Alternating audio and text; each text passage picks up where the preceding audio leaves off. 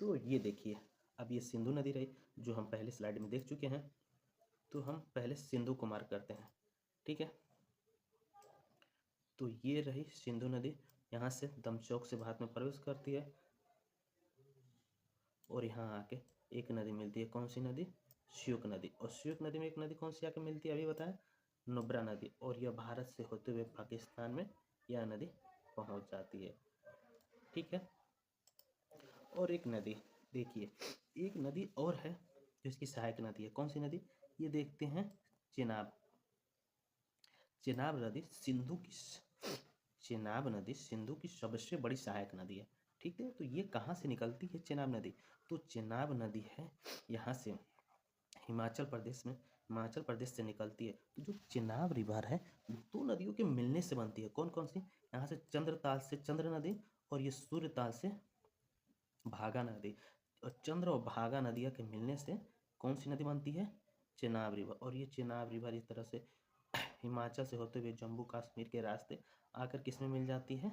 ये सीधे आके मिल जाती है इंडस में, ठीक है। अब देखते हैं ये कौन सी रिवर है? झेलम रिवर। तो झेलम रिवर कहाँ से निकलती है? श्रीनगर के कश्मीर वैली से। ये जो झेलम रिवर है कहाँ से निकलती है? आप देख रहे होंगे श्रीनगर के कश्मीर वैली से निकलते हुए ये रास्ते तय करते हुए ये सीधे जाके मिल जाती है किसमें? चेनाब में। और जब यहाँ ये चेनाब में जिस स्थान पे मिलती है यह रिवर, इस जगह को कहते हैं ट्रिमो। तो एक बात और, अगर हम कहें कि जो झेलम रिवर है क्या डायरेक्ट जाके सिंधु में मिलती है? नहीं, ये जो झेलम रिवर है पहले चेनाब में मिलती है, वो चेनाब जाके इंडस में मिलती है, ठीक है। उसके बाद अब देखते हैं कौन सी रिवर? रावी। ये जो रावी रिवर है ये कहाँ से निकलती है?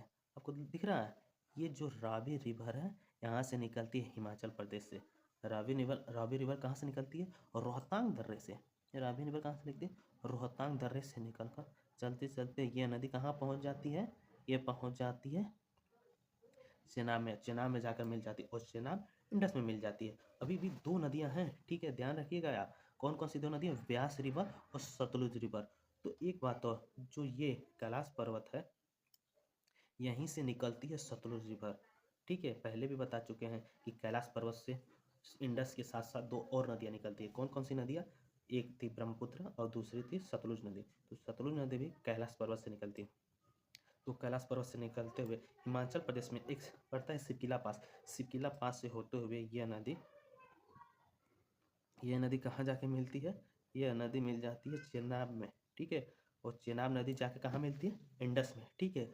और जो ये ब्यास रिवर है, ब्यास रिवर बिल्कुल इस रावी नदी के पास से, यानी रोहतांग दर्रे के पास से ये भी निकलती है और जाके सतलुज में मिल जाती है और सतलुज जाके चेनाब में मिल जाती है। तो जिस प्रकार से झेलम और चेनाब किस स्थान पर मिले थे?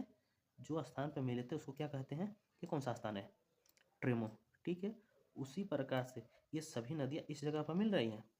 तो ये कौन सा जगह है? मिठानकोट, ठीक है, मिठानकोट। ये कौन सी जगह है? मिठानकोट। तो सारी नदियाँ इस मिठानकोट पे मिल रही हैं, ठीक है। तो आइए अब सबको एक बार ओवरव्यू देख लेते हैं कि कौन सी नदियाँ कहाँ से निकलती है और कहाँ पहुँचती है, ठीक है। तो सबसे पहले ये हम देखते हैं, सबसे पहले यहाँ से सिंधु नदी निकलती है। सबसे पहले सिंधु नदी यहाँ से निकलती है कैलाश के मानसरोवर से। कैलाश के मानसरोवर से निकलते हुए भारत में दमचौक से प्रवेश करती है। इसी रास्ते होते हुए यहाँ पे एक इसमें नदी आकर मिलती है। कौन सी नदी है? ये श्योक नदी है। और श्योक नदी में आकर कौन सी नदी मिलती है? नुब्रा नदी। और ये भारत के रास्ते होते हुए यह पाकिस्तान पहुँच जाती है। पाकिस्तान के रास्ते जाके अरब सागर में गिर जाती है। उसके बाद से श्रीनगर के कश्मीर वैली से कौन सी नदी निकलती है? झेलम। और झेलम इस रास्ते से होते हुए आके यहाँ चेनाब में मिल जाती है। और चेनाब का कौन सी दो नदियों के मिलने से बनती है? चंद्र और भागा नदियाँ मिलती है तो कौन सी नदी बनती है? चेनाब। और चेनाब नदी जाके सीधे किस में मिलती है? इंडस में। लेकिन इस बीच में तो झेलम और चेनाब का मिलन हो रहा है। इस जगह को कौन सी जगह कहते हैं? इस जगह को कहते हैं ट्रेमो, ठीक है, इसको भूलिएगा नहीं। इस जगह को कहते हैं ट्रिमो, ठीक है। तो कौन सी हो गई? इंडस हो गई, झेलम हो गई, चेनाब हो गई। अब देखते हैं कौन सी रिवर? रावी रिवर, ठीक है। तो रावी रिवर कहाँ से निकलती है? हिमाचल प्रदेश के रोहतांग दर्रे के पास से होकर गुजरती है, ठीक है। और यहाँ से यह चलते हुए किस नदी में आकर मिल जाती है? यह सेलम में आके मिल जाती है। अभी भी दो नदियाँ हमारी बची हुई है, कौन कौन सी नदियाँ? ये जो है ब्यास रिवर बची है और सतलुज रिवर बची है। तो आइए अब देखते हैं, लेकिन सबसे पहले ये देखते हैं सतलुज रिवर। तो सतलुज रिवर कहाँ से निकलती है? तो जहाँ से इंडस रिवर निकलती है कैलाश के मानसरोवर के पास से, ये नदी कैलाश के मानसरोवर के पास से निकलते हुए यहाँ से पहुँचती है कहाँ? चेनाब में, और चेनाब जाके इंडस में मिल जाती है। और जो ये देख रहे हैं ब्यास रिवर किस में आकर मिलती है? सतलुज में। और जिस जगह पे ये पांचों नदियाँ का मिलन होता है उसको क्या कहते हैं? मिठानकोट, ठीक है, इसको कहते हैं मिठानकोट। तो ये नदियों का कंसेप्ट आपको समझ में आ गया होगा। धन्यवाद।